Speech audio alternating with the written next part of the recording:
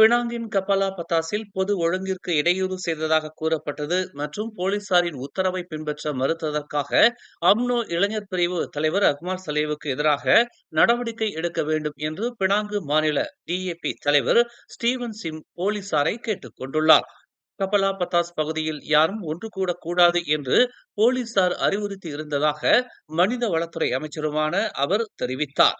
போலீசாரின் உத்தரவை டிஏபி பின்பற்றியதாகவும் இம்மாதத்தின் இறுதியில் கொண்டாடப்படவிருக்கும் தேசிய தினத்தை முன்னிட்டு கபலா பத்தாஸ் பகுதியில் உள்ள மக்களுக்கு தேசிய கொடிகளை வழங்குவதற்காக மட்டுமே டிஏபி தனது உள்ளூர் பிரதிநிதிகளை அங்கு அனுப்பி வைத்திருந்ததாகவும் சிங் தெரிவித்தார்.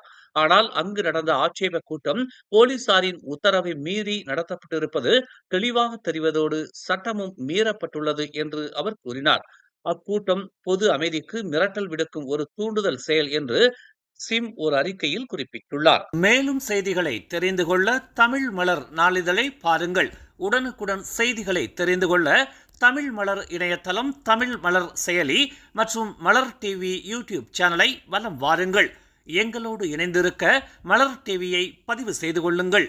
உறவுகள் மகிழ்ந்திட விருப்பம் மற்றும் பகிர்வு சேவையை சொடுக்கிடுங்கள்.